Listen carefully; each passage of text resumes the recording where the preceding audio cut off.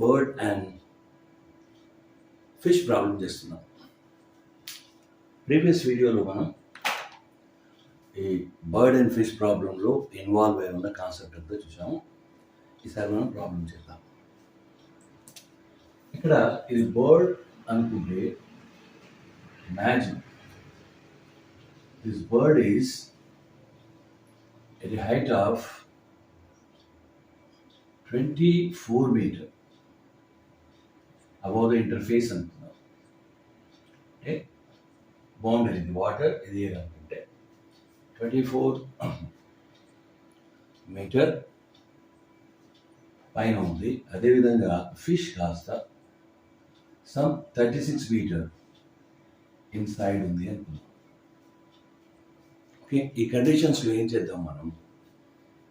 Apparent depth of the fish and as well as the apparent depth of the bird కూడా తెలుసుకుందాం. ఇప్పుడు చూడండి students, మనం problem చేసే మెథడ్ని ఫాలో అవుదాం. మనం power of the refracting surface తెలుసుకునేటప్పుడు ఒక డెరివేషన్ని డిరైవ్ చేశాం. ఇది మీకు గుర్తుంటుంది. mu2 minus mu1 by r is equal to mu2 by v minus mu1 by u. Students, ఇలాంటి ఒక ఫార్ములాను మనం డిరైవ్ చేసాము. ఈ ఫార్ములాలో మనకు రెగ్యులర్ వాల్యూస్ అన్నీ తీసుకుంటే ఏమవుతుంది? ఇందులో mu2ని మనం refractive index of second medium అని చెప్పాము. Okay students, second medium. అదేవిధంగా mu1 is the refractive index of first medium. Okay, v అనేది ఇమేజ్ డిస్టెన్స్ అనుకుంటే ఇవి related terms students. Students, u అనేది ఆబ్జెక్ట్ డిస్టెన్స్ అవుతుంది. ఇందులో కీ ఫ్యాక్టర్ మనకు ఆర్ వస్తుంది. R is the radius of curvature.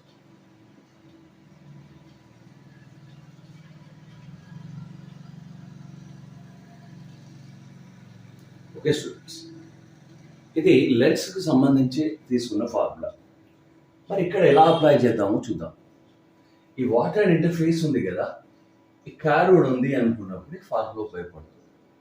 For suppose this interface is not curved but plane. Plane అన్నప్పుడు radius of curvature అనేది infinity అనే విషయం మీకు తెలుసు. ప్లేన్ సర్ఫేస్కు రేడియస్ ఆఫ్ కర్వేచర్ ఎంత అవుతుంది? ఇన్ఫినిటీ అవుతుంది. అంటే ప్యారలల్ రేస్ అనేవి ఇన్ఫినిటీ దగ్గర కలుసుకుంటాయి. అప్పుడు ఈ ఈక్వేషన్ మనం ఏ రాయవచ్చు? ఇది మొత్తం 0 అయిపోతుంది. mu2 minus mu1 by infinity is equal to mu2 upon v minus mu1 upon u. Okay students, ఇది 0 అయింది కాబట్టి డైరెక్ట్గా మనం ఏ రాయవచ్చు? ఇక్కడ mu2 by v is equal to mu1 by u. ఇది మనకు కావలసిన రిలేషన్. ఈ ఫార్ములాను యూజ్ చేస్తూ మనం ఈ ప్రాబ్లమ్ని సాల్వ్ చేద్దాం. mu2 by v is equal to mu1 by u is the basic thing. ఇక్కడ ఫస్ట్ మనం ఏం చేద్దామంటే, ఫస్ట్ అబ్జర్వర్ని లొకేట్ చేద్దాం, తర్వాత ఆబ్జెక్ట్ని. ఫస్ట్ కేసులో ఏమనుకుందాం మనం? కేస్ 1 తీసుకుందాం. మనం ఈ ఫార్ములా యూజ్ చేస్తూ కేస్ 1లో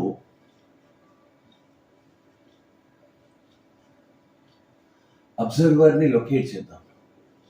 అబ్జర్వర్ని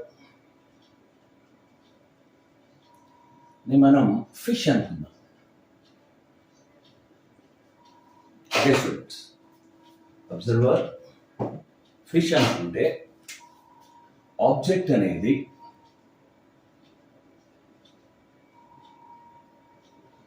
బర్డ్ అవుతుంది. ఓకే స్టూడెంట్స్, ఇప్పుడు చూడండి, కొద్దిగా జాగ్రత్తగా చూడండి. ఆబ్జెక్ట్ అనేది బర్డ్ కాబట్టి ఎయిర్ అనేది ఫస్ట్ మీడియం అవుతుంది.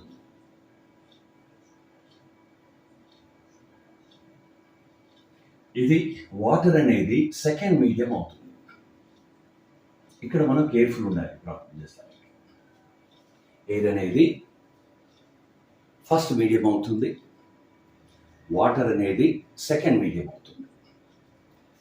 ఇక్కడ ఈ డిస్టెన్స్ అనేది మనకు ఆబ్జెక్ట్ డిస్టెన్స్ u అవుతుంది. ఓకే, మనం తెలుసుకునేది ఇమేజ్ డిస్టెన్స్.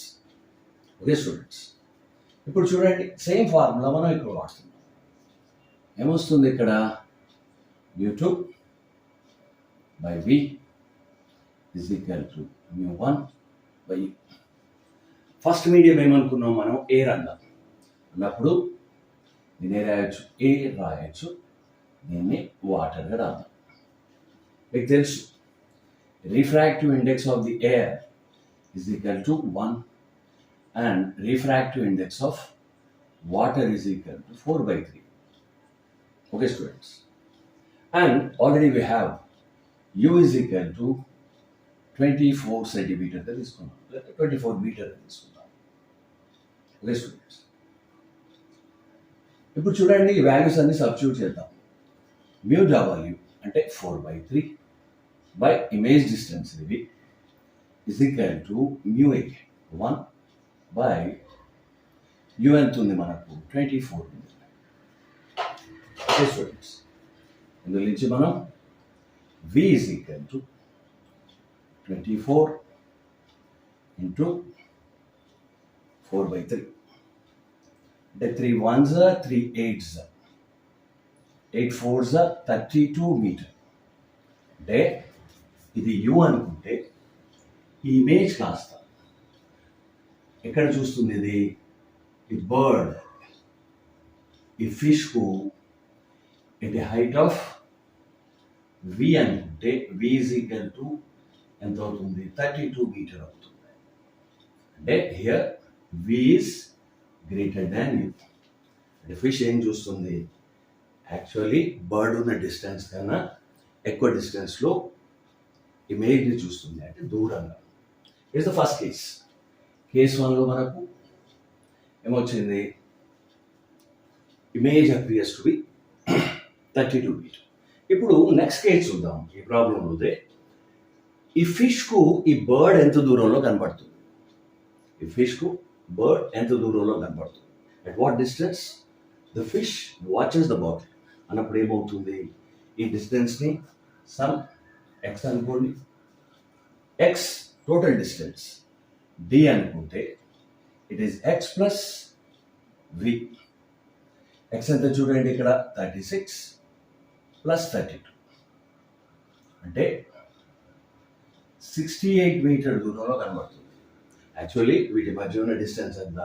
36 ప్లస్ 24 ఎంత అవ్వాలి? 60 ఉండాలి. అంటే ఇంకా 8 meters హైట్లో చూస్తుంది. I hope you understood this case 1, students.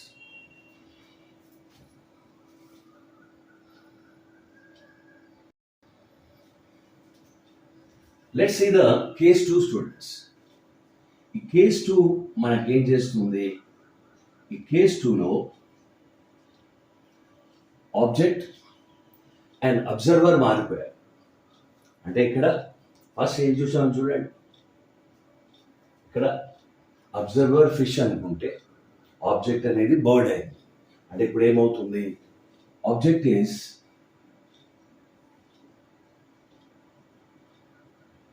ఇదేంటి? ఫిష్ అవుతుంది. రివర్స్ చేశాం. అబ్జర్వర్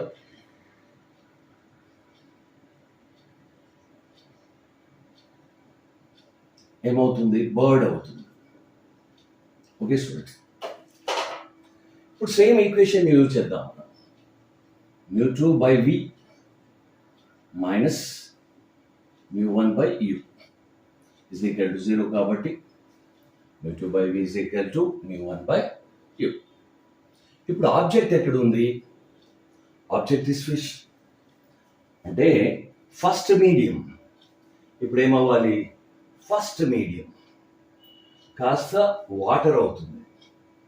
ఇది ఫస్ట్ మీడియం. ఈ సెకండ్ మీడియం కాస్త ఎయిర్ అవుతుంది. ఓకే స్టూడెంట్స్, కేస్ రివర్స్ అయింది చూడండి. అంటే ఫస్ట్ మీడియం ఏం తీసుకున్నాం మనం? Water. Mu air by v is equal to mu water by u. Okay students, ఇవన్నీ తెలుసు. Mu a is equal to 1, mu డబ్ల్యూ ఇస్ ఈక్వల్ టు 4/3. అండ్ ఇప్పుడు యూ ఎంత అవుతుంది చూడండి. ఈ బర్డ్ ఉన్న distance u is equal to 36 metre అయింది.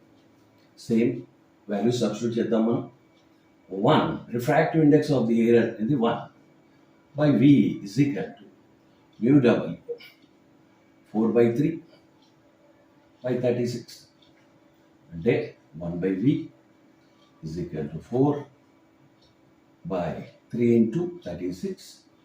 అంటే వి ఎంత వస్తుంది మనకు? V is equal to 3 into 36 by 4. 4 1s are 4 9s are. అంటే వి ఈజ్ ఈక్వల్ టు 27 మీటర్. అంటే ఈ ఫిష్ ఉంది కదా, ఈ ఫిష్ అనేది ఏమవుతుంది? ఇది యూ అనుకున్నప్పుడు ఈ ఫిష్ని ఈ బర్డ్ కాస్త ఇక్కడ చూస్తుంది. అంటే వి ఎంత అవుతుంది మనకు? V is equal to 27 metre వచ్చింది. ఓకే స్టూడెంట్స్, అంటే బర్డ్ ఆబ్జెక్ట్ అయినప్పుడు, ఇది ఆబ్జెక్ట్గా తీసుకున్నప్పుడు ఫిష్ అనేది అబ్జర్వర్ అయింది. ఈసారి ఫిష్ అనేది ఆబ్జెక్ట్ అయినప్పుడు బర్డ్ అనేది అబ్జర్వర్ అయింది.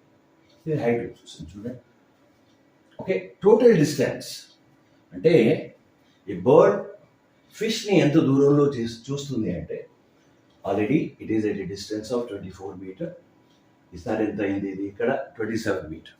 అంటే distance d is equal to, దాన్ని మనం వై అనుకుందాం. Y plus you.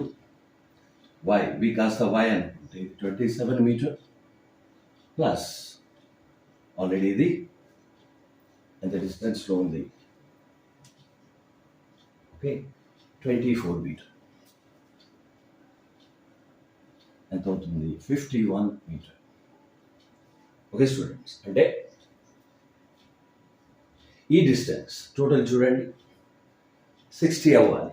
60 కన్నా 51 మీటర్ తక్కువ. అంటే యాక్చువల్ డిస్టెన్స్ కన్నా 9 మీటర్స్ తక్కువ డిస్టెన్స్లో ఈ బర్డ్ కాస్త ఫిష్ని అబ్జర్వ్ చేస్తుంది. I hope you understood this problem. Okay students, it's a very very important problem. Same procedure మనం వాడుకుంటాం. రియల్ డెప్త్, అపారెంట్ డెప్త్కి సంబంధించిన ప్రాబ్లమ్స్ కూడా చేయొచ్చు. నెక్స్ట్ వీడియోలో మనం real depth and apparent depth గురించి మాట్లాడదాం.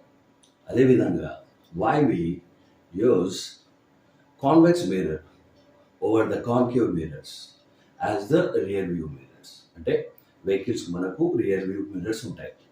అందులో కాన్వెక్స్ మిర్రర్ని ఎందుకు వాడతామనేది డీటెయిల్గా నెక్స్ట్ వీడియోలో మాట్లాడతాం. Thanks for watching my channel. If you like, please subscribe.